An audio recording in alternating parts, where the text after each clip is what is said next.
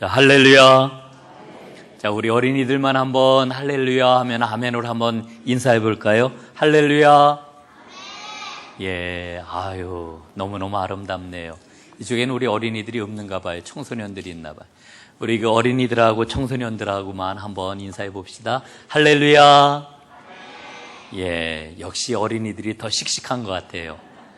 자, 여러분, 부활절 아침이 되었습니다. 여러분, 부활절 아침이 되면은 우리는 예수님께서 다시 살아나셨다라고 하는 이 말씀 앞에 아주 떨리고 흥분하는 그런 그 마음을 갖기도 하지만, 또 한편으로는 예수님이 정말 다시 살아나셨을까? 이런 그 질문을 던지게 됩니다.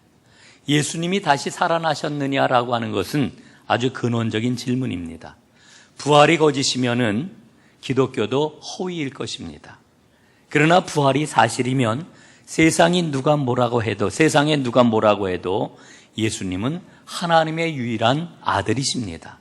부활이 모든 것을 바꾸어 놓을 것입니다. 오늘 저는 한참 유행하는 방식인 이 팩트 체크라고 하는 것을 통해 가지고 부활 신앙을 살펴보려고 합니다. 첫 번째 팩트입니다. 예수님은 십자가에서 실제로 죽으셨다라고 하는 거지요. 존 도미니크 크로산이라고 하는 아주 유명한 자유주의 신학자가 있습니다. 그 도미니크 크로산이 뭐라고 이야기를 하는가 하니, 예수가 십자가에서 죽은 것은 역사 속의 어떤 사건 못지않게 확실하다, 이렇게 이야기를 합니다. 왜 자유주의 신학자의 대가를 지금 제가 인용하느냐 하면은, 자유주의 신학자들은 이 예수님의 죽음과 부활에 대해서 다른 신학자들보다 관심이 덜합니다. 그렇기 때문에 이 이야기를 강하게 제가 들려주고 있는 거지요. 무신론자인 게르트 리드만이라고 하는 사람 역시 십자가 사건은 논의의 여지가 없는 사실이다, 이렇게 이야기하고 있습니다.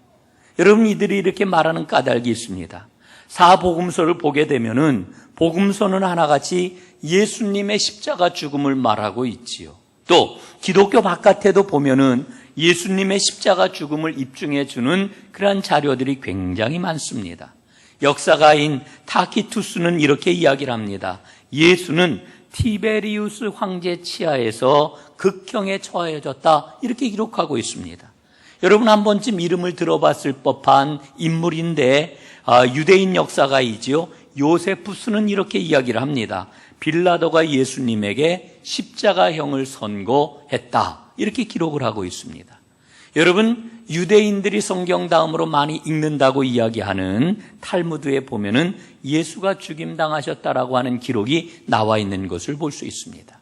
예수님의 십자가 죽음은 분명한 팩트라고 하는 겁니다. 두 번째로, 예수님의 제자들이 변화된 삶을 무엇으로 설명을 할 수 있을까? 그들의 삶을 보게 될 때에 예수님의 부활은 확실하다라고 하는 겁니다. 여러분, 예수님의 제자들은 우리가 잘 알고 있는 것처럼 복음서에 보면 이들은 다 비겁한 사람들이요, 자기의 목숨을 위하여서 예수님을 다 버렸던 사람들입니다. 그런데 이들의 삶이 완전히 변화하지 않았습니까? 회심한 바울이 예수님의 제자들을 만나게 됩니다. 특히 베드로를 만나고 야고보를 만나고 요한을 만나게 되는데, 이전에는 전혀 한 번도 얼굴 마주친 적이 없는 이와 같은 사람들이었습니다. 그런데 이들을 만나고 나서 이들과 대화를 나누어 보고 이들이 행하는 그런 그 복음 전파하는 그 모습을 보니까 그들이 예수님의 부활을 복음의 핵심으로 전파하는 것을 보게 되지요. 예수는 살아나셨고 나에게 또 우리에게 나타나셨다, 이 복음이 우리를 살린다, 이렇게 전파를 했던 겁니다. 바울은 이들의 복음을 전하는 내용을 듣고서 자기가 체험한 다메섹 도상에서 만났던 예수님 체험까지를 섞어가지고 그 고린도 전서에서 그 예수님의 부활이 무엇인지를 전하고 있는 것을 우리는 보게 됩니다. 여러분, 초대교회 상황을 보게 되면은요, 예수님에 대해서 전해지는 이야기가 굉장히 많았습니다. 입에서 입으로 전해지는 그런 그 이야기가 많았다는 겁니다. 우리는 그것을 가리켜 구전이라고 이렇게 이야기를 하죠. 사실 옛날에는 무슨 녹음기가 있었겠습니까? 여러분, 옛날 사람들이 글을 제대로 알았겠습니까? 여러분, 글을 읽고 쓸 줄 아는 사람도 많지 않았습니다. 그래서 글로 기록되기 이전에 말로 전해져 오는 구전이 굉장히 중요했던 것입니다. 그런데 이 구전은 여러 가지 형태로 초대교회 안에서 전해지고 또 전해졌는데, 하나는 신앙 고백의 형태로, 또 하나는 찬양의 형태로, 그리고 또 하나는 설교의 형태로 이렇게 전하여졌습니다. 그리고 이렇게 전하여졌던 이러한 그 이야기들은 신약 성경을 이루는 굉장히 중요한 자료가 되었던 것입니다. 이 구전을 통해서 전해진 가장 확실한 신앙 고백으로 손꼽히는 게 고린도전서 15장에 기록된 내용입니다. 고린도전서 15장에 보면은 이렇게 기록이 되어 있습니다. 세 번역으로 제가 좀 읽어드리겠습니다. 내가 전해받은 중요한 것을 여러분에게 전해드렸습니다. 그것은 곧 그리스도께서 성경대로 우리의 죄를 위하여 죽으셨다는 것과 무덤에 묻히셨다는 것과 성경대로 사흘째 되는 날에 살아나셨다는 것과 게바에게 나타나시고 다음에 12 제자에게 나타나셨다고 하는 것입니다. 그 다음에 그리스도께서는 한 번에 500명이 넘는 형제 자매들에게 나타나셨는데 그 가운데 더러는 세상을 떠났지만 대다수는 지금도 살아 있습니다. 그 후에 야고보에게 나타나셨고 그리고 모든 사도들에게 나타나셨습니다. 여러분, 이게 그 아름다운 그러한 그 부활 신앙에 대한 그 고백이라고 하는 것이지요. 여러분, 그 사도들의 그러한 그 설교가 우리가 그 성경을 보게 될 것 같으면은 사도행전에 또 서신서에 기록이 되어 있는데 그 설교들을 보면은 이 제자들의 부활 신앙이 그 안에 아주 감동적으로 기록이 되어 있는 것을 보게 됩니다. 여러분, 우리가 이 사복음서를 좀 다시 한번 생각해 보면은 이 복음서들은 모두 1세기에 기록된 그러한 그 복음서 아니겠습니까? 여러분, 1세기라고 하는 것은요, 예수님이 그 생애를 마무리하시고 승천하신 이후에, 부활 승천하신 이후에 70년 이내에 다 기록되었다라고 하는 그런 이야기입니다. 제자들을 통해서 기록된 이 복음서들은 한결같이 예수님이 부활하셨다라고 하는 것을 아주 명확하게 전하고 있습니다. 여러분, 우리 기독교 역사 가운데 굉장히 짧은 순간이지만 우리가 꼭 기억해야 하는 그런 그 시대가 있었습니다. 그 시대를 가리켜서 사도교부 시대다 이렇게 이야기를 합니다. 여러분, 사도교부 시대라고 하는 이야기는 사도들의 뒤를 바로 이어서 1세기 말과 2세기 초에 살았던 소수의 위대한 그런 그 교부들을 가리키는 이와 같은 그런 그 용어입니다. 여러분, 초기 기독교 신앙의 위대한 저작물을 썼던 믿음의 사람들을 우리는 기억할 필요가 있습니다. 이를테면은 클레멘트 같은 사람, 또 폴리캅 같은 사람, 혹은 이냐시오 같은 사람, 터툴리안이나 오리겐 같은 사람들을 우리가 이제 이 지칭을 하는 것인데, 여러분, 이분들은 어떤 사람들이냐 하면은 사도들을 직접 만나 사도들에게 가르침을 받고 복음을 전하여 받았던 이와 같은 사람들인 것입니다. 그런데 이 사도 교부들이 뭐라고 이야기를 합니까? 예수님의 부활이 예수님의 제자들, 사도들에게 근본적인 변화를 가져다 주었다, 이렇게 이야기를 하고 있습니다. 여러분, 이 사도들과 또한 사도들에게 복음을 이어받았던 이 교부들, 사도 교부들은 부활은 바로 내가 누구냐라고 하는 것을 분명하게 알게 해주는 정체성의 근원이라고 고백을 하고 있는 것을 보게 됩니다. 여러분, 그래서 이들 모두는 예수님을 직접 쫓아다녔던 사도들과 그 사도들에게 복음을 받아들였던 사도 교부들은 그 예수님을 믿고 부활 신앙을 가진 다음에는 예수님 때문에 박해를 받았습니다. 예수님 때문에 순교를 당하는 것도 마다하지 아니하고 끝까지 복음을 전하였습니다. 이들의 그러한 그 증언은 무엇입니까? 한결같이 예수님은 부활하셨다, 이렇게 이야기를 하는 겁니다. 세 번째 팩트가 있습니다. 교회를 박해하던 바울이 회심을 했다라고 하는 사실이지요. 여러분, 바울이 교회를 대적하고 그리고 예수를 믿는 신자들을 박해했다라고 하는 것은 너무나도 분명한 사실이지요. 더 이상 얘기할 게 없습니다. 그런데 그런 그가 예수님을 만났습니다. 예수님을 만난 다음에는 바울은 그 예수님을 만난 신앙 때문에 평생을 고난받는 삶을 살았습니다. 그의 생의 마지막은 순교였던 것을 우리는 잘 알고 있습니다. 여러분, 이와 같은 바울의 삶을 설명할 수 있는 길이 무엇이겠습니까? 부활하신 예수님을 만났다라고 하는 것 이외에는 설명할 길이 없습니다. 바울은 자신의 생애를 그렇게 설명하고 있어요. 네 번째 팩트입니다. 예수님의 동생인 야고보의 회심입니다. 여러분, 예수님의 혈육 바로 밑에 동생이 누구냐 하면 바로 야고보입니다. 그런데 이 야고보는요, 형님인 예수가 하나님의 아들이라고 하는 것을 믿지 않았어요. 예수님을 따르지 않았어요. 이와 같은 사실은 마가복음에서도 요한복음에서도 분명히 드러나고 있습니다. 그런데 고린도전서 15장에 보면은 부활하신 예수님이 자기의 동생 야고보에게 나타났다고 분명히 말씀해 주고 있습니다. 나타나신 자기의 형님, 부활하신 예수님을 만나고 야고보는 회심을 하게 되지요. 그래서 그리스도인이 되었습니다. 후에는 예루살렘 교회의 최고 지도자가 되었습니다. 그리고 그의 마지막 역시 순교로 마감이 되었습니다. 야고보의 이 삶은 예수님의 부활 사건과 동떨어져 가지고서 설명할 길이 없습니다. 마지막 팩트 다섯 번째는 예수님의 빈 무덤입니다. 여러분, 오늘 우리가 읽고 있는 성경 본문의 핵심은 빈 무덤입니다. 빈 무덤. 여러분, 이 빈 무덤에 대한 그러한 그 말씀은 복음서마다 기록하고 있는 그러한 그 내용이 조금씩 상이한데요. 특별히 마태복음 말씀에 보게 될 것 같으면은 예수님의 부활을, 예수님의 무덤을 지키던 경비병들이 목격을 하게 됩니다. 그리고 그 경비병들이 대제사장들에게 가가지고 그 사실을 보고하지요. 그랬더니 그 이야기를 들은 대제사장들이 어떻게 합니까? 돈보따리를 안겨줘요. 자, 너희들 수고했다. 이거 하나씩 받아라. 그리고서는 뭐라고 이야기를 합니까? 제자들이 밤중에 와서 예수님의 시신을 도둑질해 갔다. 이렇게 소문을 퍼뜨려라. 매수를 했습니다. 여러분, 얼마나 조잡하기 짝이 없는 모함입니까? 그러나 여러분, 이 사실을 통해서 우리가 분명하게 알 수 있는 게 있어요. 예수님의 무덤이 비었다라고 하는 거지.